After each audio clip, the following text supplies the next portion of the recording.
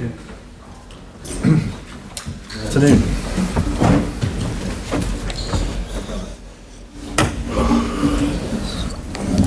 How you doing? You all right?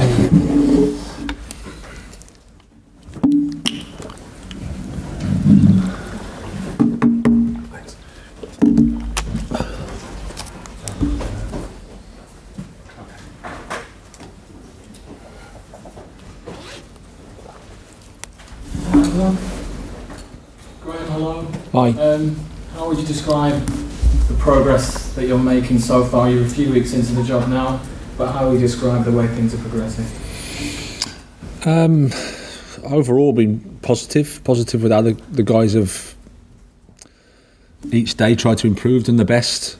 I think it's been steady. We've had 2 matches, home, one away. Results wise has been okay, but in terms of the performance, we're trying to improve every day. That's just normal. That's where we're at. I think there's of course more to come, because that generally be the process. But so far, again, just more how the guys have taken the work every day has been really, really pleasing. What are the most encouraging signs that you've seen? You mentioned encouraging signs after the draw with West Ham, but what are the most encouraging signs? Again, I'm going to use the same word. It's just an attitude and a desire to do their best, to be open-minded to what we're trying to do, and to do their best with it. I think then, if you have that every day, you go into that mentality of just trying your best, and then I think then you can improve, and that's been the most pleasing thing. If I was going to single anything out. Do you feel there's a momentum behind the team at the moment? Because with the fixtures you've got, on paper it looks like you can build a head of steam early on in the season. Yeah, unfortunately, in paper is different to the reality of the Premier League, and that's why we love it so much. I think we've got I think it'll be our toughest game so far on the weekend, because of how Southampton are and how they play. I'm really impressed with what they've done and what they bring and how they try and play football. So for us, we're still at the stage where every single game is a big fight for us to take the points. That's what it is, and we don't think too much about what is predicted to happen or on paper should happen. It's another Premier League game. We have to focus on opportunity to win, but we know also that the teams we're playing against can beat us. So we have to go in with that humility and try our best. Do you think Southampton are in a bit of a false position then at the moment with no point? Yeah. I mean, again, points at this stage can be misleading. I think if you look at their performance against Liverpool, especially, that they were unlucky not to take anything. The first half performance was really, really good, especially, and then a goal goes into the other end in the last minute of the first half, and that's the again the reality of the Premier League, that a top player can hurt you, but overall they did a lot well, and on another day they would have got some points. So they're really well organised. They're really clear what they do, and I'm really impressed with them. You played for Southampton. What are your memories of your time there? A nice club, really good club with good people. Nice part of the world. I was there, quite briefly. Obviously, the memorable game was the Manchester United big victory. I was a sub and got on the pitch and didn't harm the game for us too much when I got on. So we still went on to win 6-3. But no, good. The Dell, Matt Lattis as a talisman for the team at the time, and a good group of lads. It was the start of the Premier League, really, that era, I think. So no, it was a great experience for me. Different view there now with the training ground and the stadium and everything, but similar to the progress this club has made.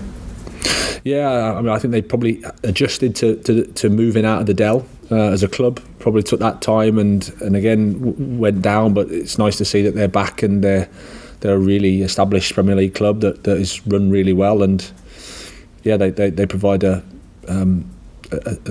stiff opposition for us at the weekend. Absolutely.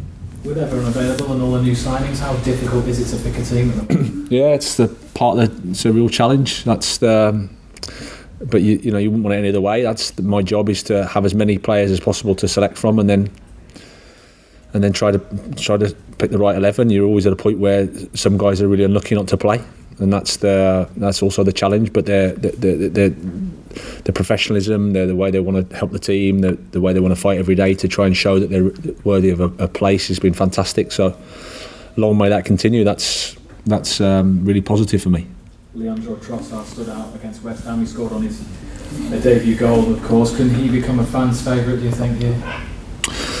I think so, yeah. I mean, he's again, he was a little bit unlucky not to start against Watford, and I think Jurgen's a bit unlucky not to start against West Ham. That's the sort of slight choices we've got. Both have done really well, and Leo, especially at home, it was nice for him to get a goal. He responded to the couple of setbacks in terms of the disallowed goal, and he had a couple of chances as well. Kept going, and you can see his quality in terms of how he linked the game. And obviously, as a forward player, nice to get off the mark and score and affect the scoreline and help us get some points, or a point, should I say. In terms of injuries, is it still Jose and Yves Bissouma on the injury list, and how far are they away from being in the first team picture? Yeah, it's Jose, Yves and Charlotto. So they're the guys that we've had from the start of the season. Everybody else is available. But Jose is going to take a bit more time. I think we need to just return to the specialists, which is planned. And then we've got Charlotto and Yves maybe more after the international break, I think. But they've been working really, really well, progressing really well. So obviously hopeful for that, but not this side of the international break. Alireza Jahanbakhsh was the club's record signing last year when he came in. He hasn't been in the 18 as yet. Do you feel he can make an impact this season? Yeah, I do. Again, he's another one that's worked really hard. He's a bit unfortunate not to be in the 18. He's one of the sort of a player that can be close to the 11 but out the 18, if that makes sense, because I think he can play as any one of the front positions, also as a wing back on the right side. He's been working with that as well. So he's a bit unfortunate, a bit unlucky. You have to pick 18. He's been out, and with the forward options we've also got on the bench for the balance of the subs on the bench, he's been the one that's missed out. But how he's worked every day has been perfect. Does his best, and he's ready to help the team. Is there any way he or anyone else could leave before the end of the European transfer deadline? I don't anticipate that. But of course, you know, while it's open, you never know. You can't tell, but I wouldn't have thought so. Just finally, Graham, how much of a connection did you feel with the fans at the weekend? You've got another home game coming up. How much of a connection did you feel? Yeah, it was brilliant. I really enjoyed it. The atmosphere was, really good. Again, they had to overcome the setback of the VAR goal and the euphoria and then the disappointment. But I thought they stayed with us, and when we went a goal down as well, they were fantastic. The welcome that they've given me has been really, really nice, and of course I'm really appreciative of that. But the support they gave the team, I thought was really, really good, and the atmosphere was fantastic. So really enjoyed it. Lothar Mehmet's left the club now.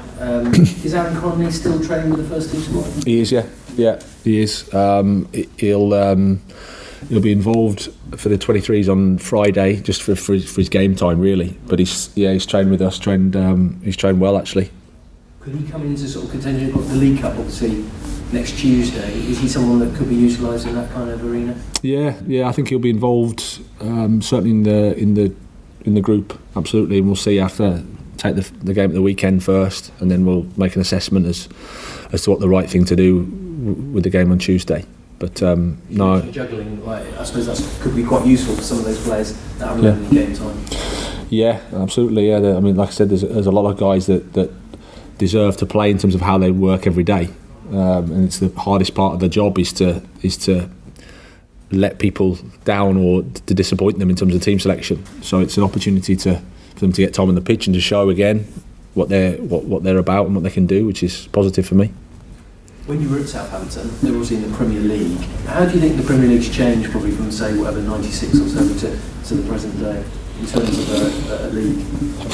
Like I said, I was just at the start of really the Premier League, I think, was the first influx of foreign players. I think it was Di Matteo, that group, I think, if my memory serves me correct.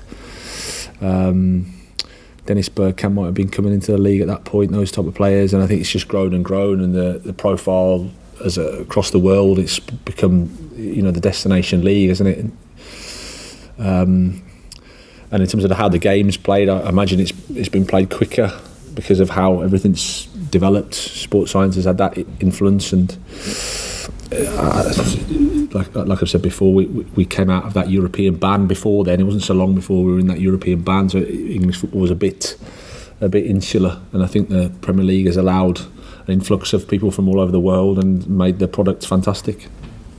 In terms of Southampton, I think at that time, right, we're probably a few divisions below. But now, do you see any similarities between the two clubs in terms of maybe the size, the setup off the pitch as well? Yeah, I think it's probably a fair comparison. Of course, both clubs have got their own identity, their own way, their own way of working, but size-wise is similar, aren't we? I suppose both will be trying to establish and push on in the Premier League, which both clubs will know is a real challenge.